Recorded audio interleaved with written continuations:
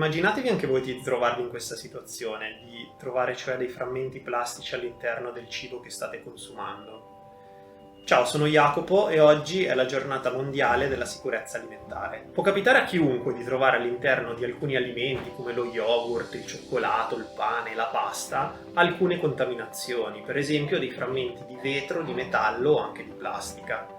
Si tratta purtroppo di contaminanti che derivano dalla filiera dell'industria alimentare, tutto ciò che entra in contatto con il cibo, per esempio il packaging, i macchinari che trasformano o smistano gli alimenti, come i nastri trasportatori, oppure tutti gli strumenti dei vari operatori che interagiscono con il cibo stesso.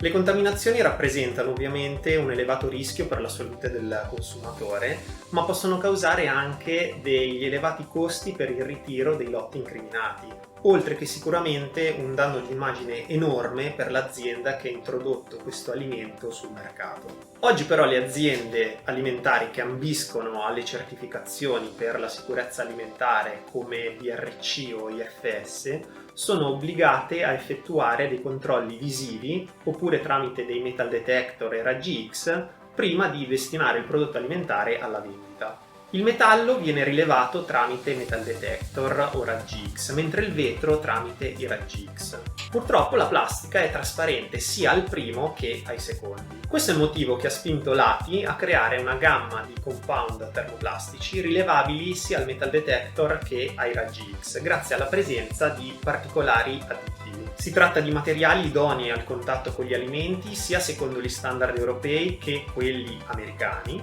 e sono dei materiali disponibili su diverse resine base, dal polipropilene alla poliammide, dall'acetalica fino al PIC, a seconda della diversa applicazione del cliente. Solitamente sono materiali di colorazione blu, proprio perché è un colore ben visibile tra i prodotti alimentari più comuni.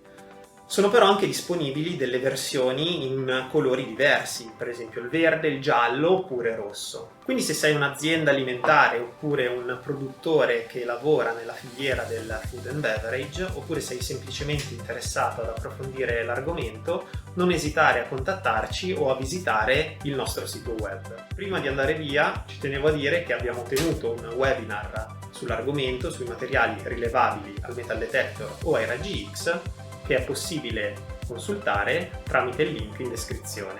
E ricordatevi che la plastica fa la differenza.